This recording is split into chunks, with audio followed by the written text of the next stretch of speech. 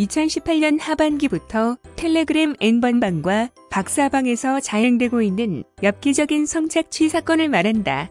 N번방과 박사방을 개설, 운영한 가해자들은 미성년자를 포함한 일반 여성을 대상으로 성착취 영상을 찍도록 협박하고 해당 영상을 텔레그램 비밀 대화방에서 판매하는 잔인한 행각을 저질렀다.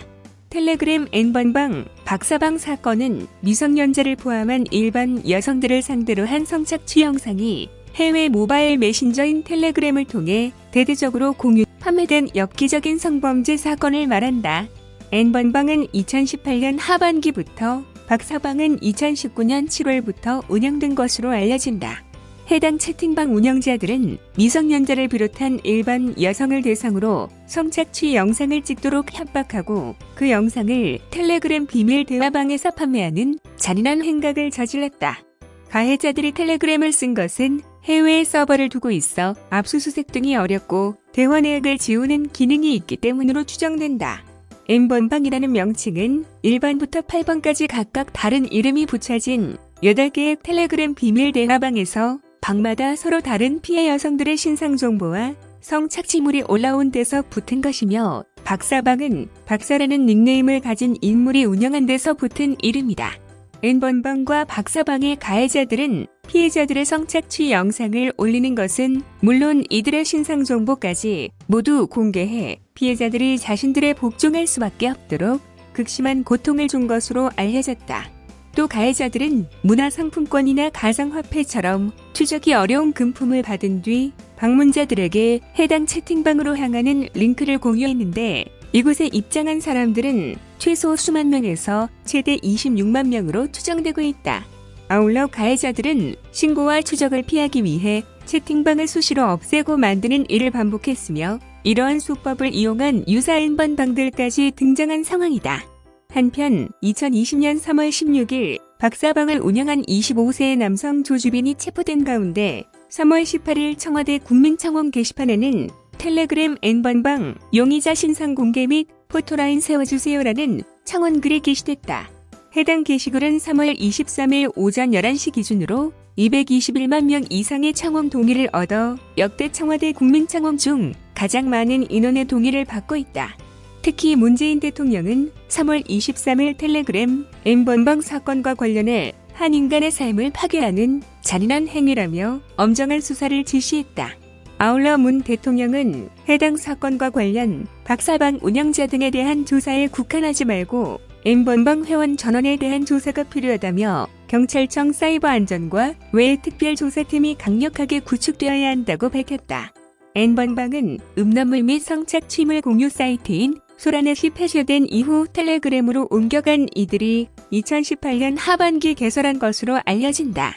그 시초는 각각이라는 닉네임을 가진 인물로, 그는 1번방부터 8번방까지 채팅방을 만든 뒤 지속적으로 성착취 영상물을 올렸다. 각각은 트위터의 일탈계에서 활동하는 10에서 20대 여성 사용자들에게 접근해 해킹 링크, 경찰 사칭으로 개인 정보를 알아낸 뒤 이후 신상 공개 등을 빌미로 피해자들을 협박해 성착취 영상물을 요구했다. 그러나 각각은 2019년 2월 왓츠맨에게 자신의 방을 준 뒤 돌연 자취를 감췄다.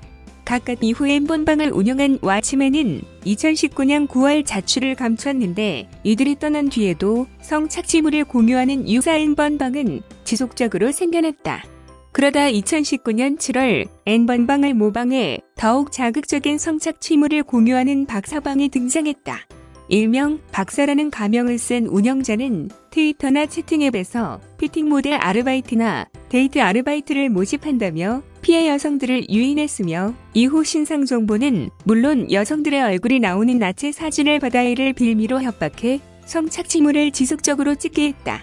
특히 조 씨는 이들 여성들을 노예라 지칭하면서 몸에 노예나 박사라는 표식을 새기게 하고 새끼손가락을 들게 해 박사의 지시에 따른 것을 알아볼 수 있게 했다. 이 박사방에서 확인된 피해자는 미성년자 16명을 포함해 70명이 넘는 것으로 알려졌다. 박사방은 영상을 볼 수 있는 맛보기 대화방과 일정 금액의 가상화폐를 지급하면 입장 가능한 3단계 유료 대화방으로 운영됐으며, 입장료는 1단계 20만에서 25만원, 2단계 70만원, 3단계 150만 원 수준으로 알려졌다. 특히 조 씨는 입장하기 위해 돈을 지불한 사람들에게 향후 박사방의 정보가 새나갈 경우 협박 등의 용도로 사용하기 위해 신분증으로 본인임을 인증하도록 했다. 또 거래는 비트코인 등 암호화폐로 진행해 수사기관의 추적을 피했다. 한편 2019년 9월 자취를 감춘 N번방 운영자 가운데 한 명으로 꼽히는 와즈맨은 당시 경찰에 체포돼 재판에 넘겨진 것으로 확인됐다. 전 씨는 2019년 10월 음란 사이트 운영 혐의로 재판에 넘겨졌고 N번방 운영 혐의는 2020년 2월 기소돼 두 사건이 병합됐다. 병합된 전 씨 사건은 수원지방법원에서 재판 중이며 4월 9일 선고를 앞두고 있는 것으로 알려졌다. 경찰은 2019년 9월부터 텔레그램 등 소셜미디어상 불법 음란물 유통을 집중 수사했으며 이 과정에서 2020년 3월 16일 박사방의 운영자인 조주빈을 체포하고 19일에는 조 씨를 구속했다. 조 씨는 미성년 여성을 협박해 성착취 영상을 촬영하도록 강요하고 이를 자신이 텔레그램에서 유료로 운영하는 박사방 채널을 통해 피해자의 신상 정보와 함께 유포한 혐의를 받고 있다. 조 씨는 경찰에 체포된 이후 자신이 박사가 아니라고 부인하거나 경찰서 유치장에서 자해를 시도하기도 했지만 결국 정체를 시인한 것으로 전해졌다. 한편 경찰이 3월 24일 신상정보공개심의위원회를 열어 조 씨 등의 신상 공개 여부를 결정할 방침을 밝힌 가운데 SBS 뉴스는 3월 23일 8시 뉴스에서 국민의 알 권리를 위해 피의자의 얼굴과 이름을 공개한다면서 박사방 운영자는 25세의 조주빈이라고 밝혔다. SBS 보도에 따르면 조 씨는 인천의 한 전문대에서 정보통신을 전공했으며 학부사 편집국장으로도 활동했다.